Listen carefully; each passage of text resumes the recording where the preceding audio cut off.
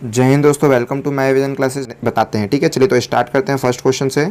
चलिए तो इस क्वेश्चन को देखिए। इस क्वेश्चन में क्या बोला गया है, बोलता है टीकमगढ़ में उद्गम हुई एक नदी जिसे पुष्पावती के नाम से जाना जाता है, उस नदी का नाम क्या है। तो देखिए, जिसे पुष्पावती के नाम से जाना जाता है, ठीक है। तो ये वो क्वेश्चन है जो बहुत ही कम बच्चों से बना होगा, ठीक है। मात्र केवल मान के चलिए 10 से 5% बच्चों से ही बना होगा, बाकी सबने तुक्के मारे होंगे, काफियों के तुक्के सही हो गए होंगे। टीकमगढ़ में उद्गम एक नदी का नाम है जिसका नाम है पुष्पावती, ठीक है। क्योंकि जनरली ये बुकों में आपको नहीं मिल पाता है ना, तो इस चक्कर में बच्चा नहीं याद करता है, और देता भी तो ये ज़्यादा इंपॉर्टेंट क्वेश्चन नहीं हुआ करते हैं, इसलिए नहीं पढ़ते, तो फिर कई बार ये क्वेश्चन भी आपसे पूछ लेता है, ठीक है। तो क्या याद रखेंगे, पुष्पावती का जो नाम है वो पहुंच है, ठीक है। ऑप्शन के अकॉर्डिंग क्या हो जाएगा, पहुंच, ठीक है। तो पहुंच इसका राइट आंसर है। टीकमगढ़ में उद्गम जो नदी है उसका नाम क्या है, पुष्पावती। और इसको पहले किस नाम से जाना जाता था, नदी का नाम जो है, ठीक है, जाना जाता है किस नाम से भाई, पहुंच, ठीक है। याद रखेंगे। अभी जो पहुंच है, ठीक है, पहुंच तो कैसे याद रखना है, टीकमगढ़, क्या नाम है, टीकमगढ़। टीकमगढ़ को कैसे याद रखो, देखिए, अगर आपको टीकमगढ़ को याद रखना है तो आप जानते हो कि टीकमगढ़ के लिए टीकना पड़ेगा, और टीका कब लगा पाओगे, जब आप वहाँ तक पहुँच पाओगे। आप कई बार मंदिर जाते हो तो मंदिरों के जब तक अंदर आपको जाने नहीं मिलेगा, वहाँ पहुँचने नहीं मिलेगा, आप टीका कैसे लगा सकते हो माता रानी को या कोई भी देवी देवताओं को, ठीक है। तो टीकमगढ़ के लिए टीका लगाने के लिए आपको पहले वहाँ पर पहुँचना पड़ेगा। किसी को भी टीका लगाने के लिए या आपको खुद को टीका लगवाने के लिए, ठीक है, सम्मान पाने के लिए आपको भी उस मुकाम तक पहुँचना पड़ेगा। जैसे भी आपको याद रखना है कि टीका लगाने के लिए या तो हमको उस मुकाम पर पहुँचना पड़ेगा, या फिर क्या करना पड़ेगा, या फिर अगर हम माता रानी को लगाने जा रहे हैं तो, ठीक है, माता रानी को क्या करेंगे, पुष्प रखेंगे, टीका लगाते हैं और क्या करते हैं, टीका लगाते हैं और पुष्प देते हैं, टीका लगाते हैं और पुष्प देते हैं, तो पुष्प से आ जाएगा पुष्पावती। और फिर उधर पे पहुंचने के बाद ना ऐसा करोगे, पहले मंदिर पहुंचो, पहले उनके पास पहुंचो, तब ना करोगे, तो पहुंच, इसी का पुराना नाम क्या था, पहुंच। अब ये तो हमने याद करवा दिया आपको कि ऐसे कैसे याद रखना है। इसके बाद क्या एक्स्ट्रा फैक्ट है वो याद रख लो, पहुंच नदी के ऊपर ये टीकमगढ़ के से उद्गम होती है, और जाती कहाँ पर, झांसी को जाएगी, ठीक है। तो झांसी यूपी पे, झांसी जब यूपी पर ये पहुंचेगी तो इस पर एक बांध भी बना है पहुंच नदी पर। कौन सा बांध है, उसका नाम भी पहुंच बांध है, ठीक है। उसका नाम क्या है, पहुंच बांध, ठीक है। तो अच्छी तरह से याद रखेंगे। टीकमगढ़, टीका लगाने के लिए टीका लगाएंगे और पुष्प डालेंगे तो पहुंचवती हो जाएगा। अरे मतलब पुष्प डालेंगे तो पुष्पावती, और वहां पर पहुंचने के बाद होगा तो पहुंच। ये सारे इतने एक्स्ट्रा कॉन्सेप्ट बनते हैं उस क्वेश्चनों से। अब आते हैं नेक्स्ट क्वेश्चन पर। देखिए क्वेश्चन क्या बोलता है, पूछ रहा है कि कौन सा दुर्ग रामायण से संबंधित बताया जाता है। तो बांधवगढ़ का जो दुर्ग है वो रामायण से संबंधित दुर्ग है। अब इसका एक्स्ट्रा फैक्ट हम आपको बता दें कैसे याद रखना है, ठीक है। कौन सा दुर्ग रामायण से संबंधित दुर्ग है, तो वो बांधवगढ़ का दुर्ग है जो रामायण से संबंधित है। अब इसके एक्स्ट्रा फैक्ट बता दीजिए सर। तो बिल्कुल बताते हैं।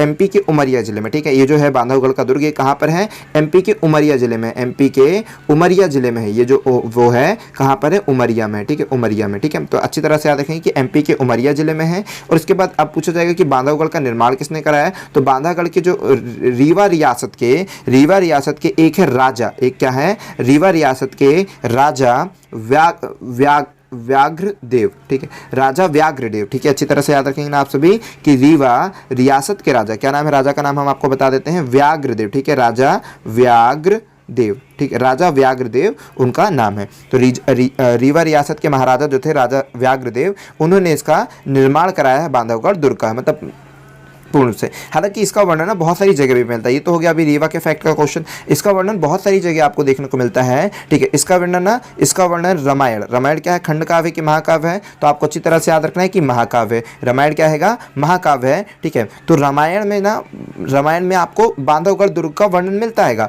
ठीक है। और फिर बताया जाता है कि भगवान विष्णु के कितने अवतार है, 12 अवतार हैं, ठीक है। तो भगवान विष्णु के 12 अवतारों की प्रतिमा इस बांधवगढ़ किले के बाहर जो है ना, बाहर जो बॉर्डर होता है बांधवगढ़ किला का, जो बाहर बॉर्डर है, तो भगवान विष्णु के पूरे 12 अवतार की प्रतिमा ना पत्थरों को तराश करके यहाँ पर बनाई गई है, ये भी बताया जाता है। और याद रखिए कि मतलब कहा जाता है कि राम ने जब लंका विजय करके आए थे तो लक्ष्मण के लिए इसको बनवाया था, ठीक है। श्रेय उनको भी जाता है कि लक्ष्मण के लिए बनवाया था, मतलब एक छोटा रहेगा फिर उसको मॉडिफाई ये करें। तो मतलब जो मेन है, अगर वो पूछा, वो तो एक फैक्ट बता दिए कि ऐसी चीज़ें हैं, लेकिन जो जनरली अगर आएगा कि बांधवगढ़ का निर्माण किसने कराया, तो आपको ये नहीं बता देना कि राम जी ने लक्ष्मण जी के लिए कराया, आपको बताया ना बांधवगढ़ का निर्माण किसने कराया, रीवा के राजा व्याघ्रदेव ने कराया है, ठीक है। वो सब तो फैक्ट रहेंगे वो कैसा ऐसा चीज़ हुआ था, लेकिन नहीं, ठीक है। और इसका वर्णन बहुत सारी जगह मिलता है, नारद पंच में मिल जाता है, शिव पुराण में मिलता है, ये उतना इंपॉर्टेंट आपके लिए नहीं है। बांधवगढ़ का वर्णन रामायण में मिलता है, निर्माण किसने कराया, ठीक है, रामायण, ठीक है, रामायण में मिलता है।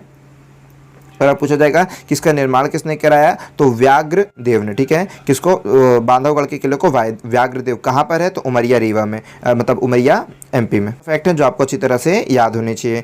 ग्वालियर का गुजरी महल और ग्वालियर महल इनके द्वारा बनाया गया, तो याद रखिए कि जो ग्वालियर का गुजरी महल है, ठीक है, उसको किसके द्वारा बनाया गया, तो मानसी तोमर ने गुजरी महल और ग्वालियर। आप जब आ जाएंगे ना ग्वालियर का, जब किला जाएंगे तो ग्वालियर का किला बहुत बड़ा है, जो किला है वो बहुत बड़ा एरिया है, पूरा किला है। ठीक है, इस किले को बोला जाता है जिब्राल्टर ऑफ इंडिया। इस पूरे किले को बोला जाता है जिब्राल्टर ऑफ इंडिया। जब आप गेट से एंटर होंगे तो आपको पहले मिल जाएगा गुजरी महल। ठीक है, यहाँ पर कुआं भी आप घूम के रहिएगा, बहुत अच्छा कुआं है, मतलब क्या मस्त है। आप जब भी ग्वालियर जाइएगा तो Gibraltar of India means Gwalior का किला जरूर जाइएगा, ग्वालियर का किला जरूर जाइएगा, बहुत अच्छा प्लेस है। ठीक है, तो यहाँ पर पहले यहाँ पर रानी रूपमती का महल मिलेगा, फिर यहाँ पर और भी किले मिलेंगे बहुत सारे, फिर यहाँ पर गुरुद्वारा है, वो भी बहुत बढ़िया है। ठीक है, और भी यहाँ पर बहुत सारे मंदिर हैं। ठीक है, तो बहुत सारी ऐसी चीज़ें हैं जो वहाँ पर जाओगे तो ग्वालियर किले के अंदर है सारी चीज़ें। ग्वालियर का किला बहुत बड़ा, उसके अंदर बहुत सारी चीज़ें हैं, बहुत सारे किले हैं, बहुत सारी अलग अलग चीज़ें हैं। ठीक है, और जो घूमने लायक और बहुत मज़ेदार है। ठीक है, जब आप जाओगे ना तो बहुत मजा आएगा कि चतुर्भुज मंदिर, ये मंदिर, वो मंदिर, बहुत ज़्यादा मजा आएगा। ठीक है, तो आपको याद रखना है कि गुजरी महल और ग्वालियर महल का जो निर्माण कराया वो किसने कराया, मानसी तोमर ने कराया। किसने कराया, मानसी तोमर ने। फिर वहाँ पर ना अलाउद्दीन खिलजी आए थे, ऐसा कहा जाता है, जिन्होंने वो करे। ठीक है,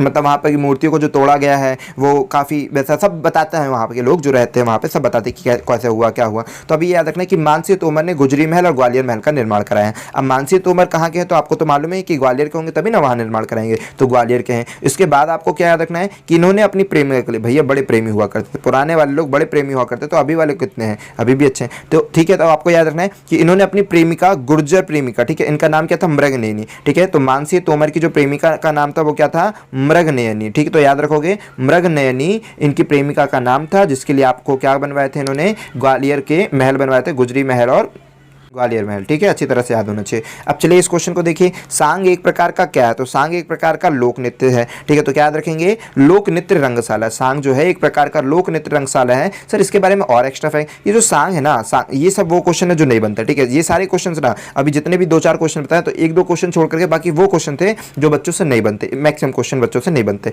ठीक है, सांग एक प्रकार का क्या है, तो सांग है एक प्रकार का लोक नृत्य रंगशाला। अब ये कहाँ का है, तो याद रखिए कि एमपी, राजस्थान, ठीक है, हरियाणा में हो जाएगा, यूपी में हो जाएगा, यहाँ सभी का लोक नृत्य, ये सब जगह का लोक नृत्य, ऐसा कुछ नहीं कि स्पेशली अपने एमपी का है। ठीक है, सब जगह का लोक नृत्य है। इसके द्वारा क्या किया जाता है, जो सामाजिक कुरीतियाँ हैं ना, कि भाई महिलाओं को अपमानित करना, शराब पीना और ऐसे नशा करना, ये सारी चीज़ें, तो समाज की जो कुरीतियाँ हैं उनको इसके द्वारा व्यक्त करता है, उनका पुरजोर विरोध किया जाता है इसके द्वारा। ठीक है, सबके सामने लाया जाता है वो है। तो सांग एक प्रकार का लोक नृत्य रंगशाला। ठीक है, आपको याद रखना है। चलिए अब इस क्वेश्चन को देखिए, अमजद अली खां इसके लिए मशहूर थे, तो अमजद अली खां किसके लिए मशहूर थे, इंपॉर्टेंट क्वेश्चन है, बार बार पूछा जा रहा है। ठीक है, सरोद वादक थे। अमजद अली जो खान थे वो सरोद वादक थे। एक और का नाम पूछा जाता है पंडित रविशंकर शुक्ल। ठीक है, पंडित रविशंकर शुक्ल के बारे में पूछ लिया जाता है कि पंडित रविशंकर शुक्ल किससे जुड़े हुए थे, तो पंडित रविशंकर जो शुक्ल थे वो किससे जुड़े हुए थे, ये भी याद रखिएगा। ये वाले वो अपने वाले सीएम वाले पंडित रविशंकर शुक्ल नहीं है ना, ये अलग रहेगा। आप गूगल में सर्च कर सकते हैं पंडित रविशंकर शुक्ल जो सितार वादक, उनके बारे में गूगल में सर्च कर सकते हैं, देख सकते हैं उनका फेस। ठीक है, तो पंडित रविशंकर शुक्ल अगर पूछा जाएगा तो सितार वादक थे। इनका भी बहुत बार पेपर में पूछा जाता है कि पंडित रविशंकर शुक्ल क्या है, तो पंडित रविशंकर जो शुक्ल हैं वो शुक्ल नहीं, सॉरी, पंडित रविशंकर ओनली ना, पंडित रविशंकर जो हैं वो सितार वादक हैं। इसके बाद क्या रहेगा, उस्ताद, ये जो पंडित रविशंकर है ना, जो पंडित रविशंकर जी हैं ये कौन है भाई, उस्ताद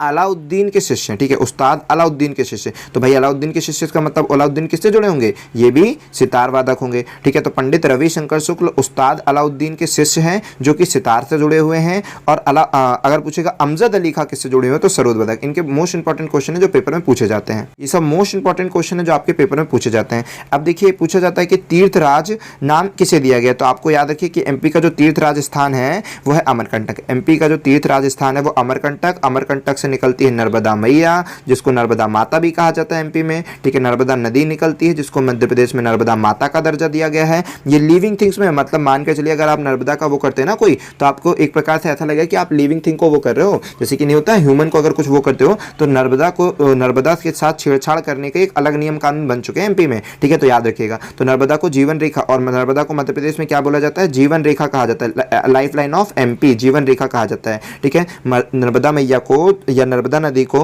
मध्य प्रदेश की जीवन रेखा कहा जाता है। नर्मदा नदी का पुकार है रेवा मैया बोला जाता है और इसे नर्मदा मैया बोल दिया जाता है। और क्या नाम है, और तो याद नहीं आ रहा कि क्या बोला जाता है, तो इतना याद रखना, जीवन रेखा लाइफ लाइन। फिर उसके बाद हमने कितनी बार बताया है, फिर से आपको बता देते हैं कि मध्य प्रदेश में नर्मदा नदी की लंबाई है 1077, पूरी है 13-12 किलोमीटर। और उसके बाद हमने आपको बताया था कि खंबात की खाड़ी में गिरती है। खंबात की खाड़ी की कोडिंग हमने आपको बताई थी, समानता। समानता का मतलब क्या होता है, साबरमती नदी, माही नदी, नर्मदा नदी, ताप्ती नदी। नर्मदा नदी, ताप्ती नदी एकमात्र ऐसी नदी है जो कि क्या है भाई, नर्मदा नदी, ताप्ती नदी एकमात्र ऐसी नदी है जो पश्चिम की ओर बहती है, फिर भी डेल्टा नहीं बनाती है। ये सारे मोस्ट इंपॉर्टेंट क्वेश्चन है जो आपके पेपर में आ सकते हैं, आपको अच्छी तरह से याद रखना है। हाँ, एक और फैक्ट एक्स्ट्रा में याद रख लीजिए, क्योंकि बाकी सारे फैक्ट तो प्रीवियस वीडियो में बताए हैं। यहाँ जो अमरकंटक है ना, यहाँ दुर्वासा, यहाँ पर दुर्वासा जो ऋषि फेमस है, दुर्वासा ऋषि, उसकी वो यहाँ पर तपस्या की है। दुर्वासा ऋषि जी ने यहाँ पर तपस्या की है अमरकंटक में, तो ये भी थोड़ा सा याद रखना, ठीक है। यही उनकी तपस्या। ये आ गया मोस्ट इंपॉर्टेंट क्वेश्चन। ये very very very IMP question है, मतलब एमपी का मतलब एक इतिहास मान लिया जाए कि मतलब घनघोर इतिहास है, तो ये मतलब मोस्ट इंपॉर्टेंट क्वेश्चन है। अगर क्वेश्चन की बात आती है और अगर ये किसी ने नहीं बताया आपको, आपने नहीं पढ़ा, तो फिर आपने क्या पढ़ा एमपी के बारे में, ठीक है। तो याद रखिए कि एमपी में मतलब इतनी खतरनाक घटना हुई थी, ठीक है, 1984 में, ठीक है। 2 दिसंबर की रात को हुई थी, हालांकि तो 2-3 दिसंबर कहला जाएगा ना वो, 2 से 3 दिसंबर 1984, 2 दिसंबर की रात थी और 3 सितंबर की सुबह, तो इतनी तरह। तो यहाँ पर ना भोपाल में गैस त्रासदी कांड हो गया था 2 से 3 दिसंबर 1984 को, जब अपना जन्म भी ना हुआ होगा तो उस समय, ठीक है, 2 से 3 दिसंबर 1984 को क्या हुआ था, भोपाल गैस त्रासदी हत्याकांड हुआ था। हत्याकांड नहीं बोल सकते हैं क्योंकि उसमें हत्याओं का उद्देश्य नहीं होगा, हमें नहीं पता कि भाई वो क्या होना चाहिए क्या नहीं चाहिए जब तक वो नहीं थे, लेकिन हाँ, भोपाल गैस त्रासदी हुई थी, ठीक है। तो कैसे हुई थी ये समझिए कि, ठीक है, तो यूनाइटेड, आपको डेट याद रख लीजिए, 2 से 3 दिसंबर 1984, ये भी पेपर में पूछी जाती है। और फिर किस कंपनी, कौन सी कंपनी थी वहां, तो वहां थी यूनियन कार्बाइड नामक कंपनी थी, ठीक है। आपको ये भी पूछ लिया जाएगा कि कौन सी कंपनी थी, तो यूनियन कार्बाइड नामक कंपनी थी।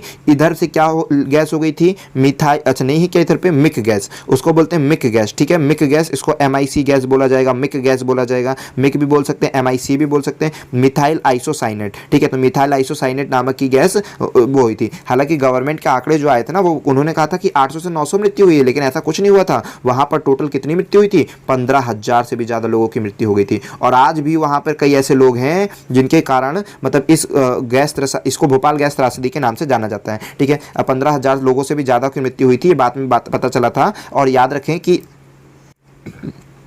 उस गैस के रिसाव के कारण आज भी जो उनसे ग्रसित थे उनके बच्चे विकलांग या किसी प्रकार से कुछ ना क्षतिग्रस्त होते हैं, ठीक है। मतलब बहुत वो रहता है। मिथाइल आइसोसाइनेट उसका गैस का नाम था। ये राइट आंसर हो गया, मिथाइल आइसोसाइनेट, अच्छी तरह से याद रखिएगा।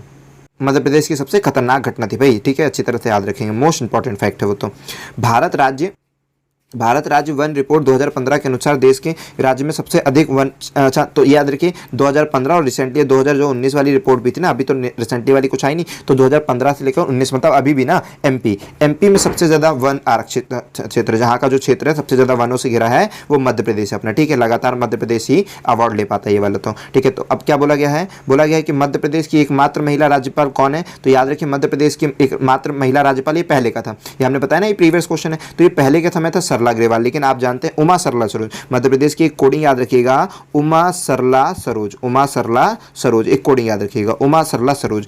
उमा भारती पहली महिला मुख्यमंत्री है, ठीक है। सरला अग्रवाल पहली महिला गवर्नर है, राज्यपाल। सरोजनी सक्सेना पहली महिला चीफ जस्टिस है, ठीक है। जो अपने इधर का न्यायालय है वहाँ की चीफ जस्टिस है। पहली महिला सरोजनी सक्सेना, सरला अग्रवाल, उमा भारती, उमा सरला सरोज, अच्छी तरह से याद रखें, सीक्वेंस भी याद रखें, ठीक है। तो सरला अग्रवाल पहले था, लेकिन अभी तो आप जानते हैं आनंदीबेन पटेल बन चुकी हैं।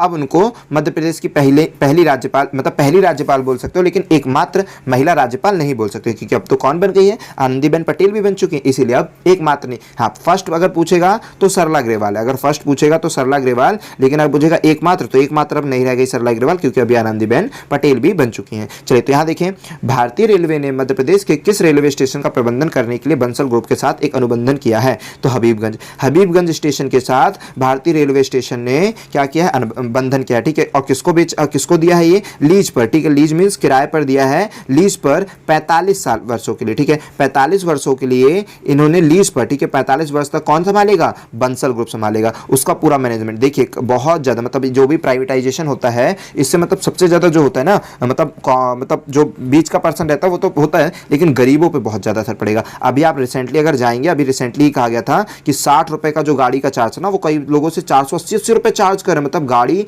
बंदा कोई केवल आया है, छोड़ने आया है, आप उससे, मतलब 60 रुपये था, 60 रुपये ही इतना मैक्सिमम है, 60 रुपये ही इतना मैक्सिमम है। बीच में न्यूज़ आई थी इनसे 480 रुपये ले लिया जाता था, 480 रुपये। बीच में एक बार न्यूज़ आई थी कि 480 रुपये तक चार्ज करें, मतलब इतना ज़्यादा चार्ज करें, ऐसा कैसे कर रहे हैं, ठीक है। तो मतलब फिर शोषण है भाई, शोषण है ये चीज़। और अब देखो क्या होता है, कैसा होता है, सारी चीज़ें होती है, वो फिर कंप्लेन जाती है, सारी चीज़ें फिर प्रोसेसिंग पे आती है। लेकिन ये रहता है कि प्राइवेट, मतलब प्राइवेट तो केवल अपना प्रॉफिट देखता है, प्राइवेट को किसी से कोई लेना देना नहीं। प्राइवेट ये चाहता है कि आपको फैसिलिटी दे और बहुत सारी प्रॉफिट दे, उसको किसी से कोई मतलब नहीं है, ठीक है।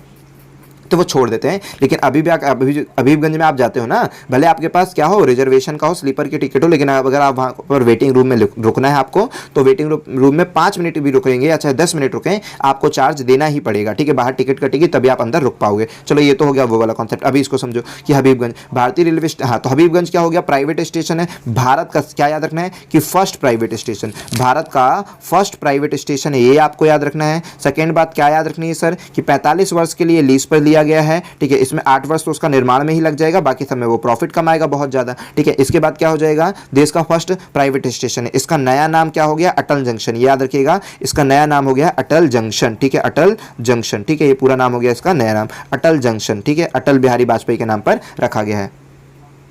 ये नेक्स्ट क्वेश्चन देखिए क्या है नेक्स्ट क्वेश्चन, ठीक है। तो अब ये पूछा गया है, क्या इसमें क्या पूछ लिया भाई, इंदौर का एक आंसर है, जल्दी से हटे।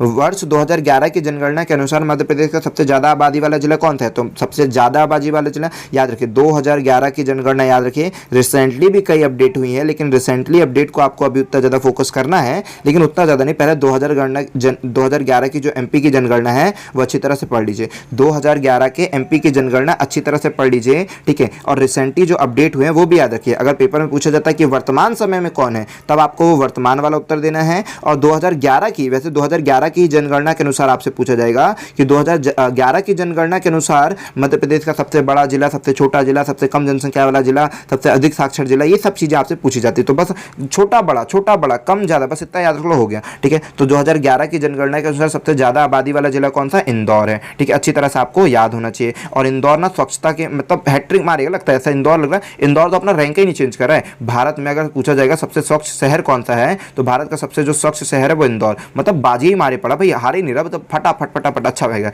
ठीक है। इसका फीडबैक बहुत बढ़िया है। चलिए इसी तरह से सभी को वो रहना चाहिए। चलिए तो अगर आपको वीडियो पसंद आती है तो आप वीडियो को जरूर लाइक करें, ठीक है, और अपने दोस्तों तक शेयर करें, ठीक है। अपने दोस्तों तक शेयर बहुत करें। अगर आपको इसकी PDF चाहिए तो आप हमारे टेलीग्राम चैनल पर ज्वाइन हो जाए, वहाँ पर आपको इसकी PDF मिल जाएगी। अगर आप चैनल पर नए आए हैं तो आप चैनल को सब्सक्राइब जरूर करें, अपने दोस्तों तक शेयर जरूर करें। जब आप शेयर करते हो और जब सब्सक्राइबर बढ़ते हैं ना, तो मतलब एक बड़ा मजा आता है। अगर 5 सब्सक्राइबर 4 सब्सक्राइबर भी हमारे बढ़ जाते हैं एक दिन में, तो बहुत अच्छा लगता है भाई, इंप्रूवमेंट दिखता है हमको कि हाँ हमारी मेहनत सार्थक जा रही है और आप हमारी मेहनत को रंग ला रहे हैं, ठीक है। तो इसी तरह से पढ़ते रहिए, अच्छी तरह से तैयारी करिए, बहुत जल्द से जल्द नौकरी लीजिए। चलिए जय हिंद दोस्तों, मिलते हैं नेक्स्ट वीडियो।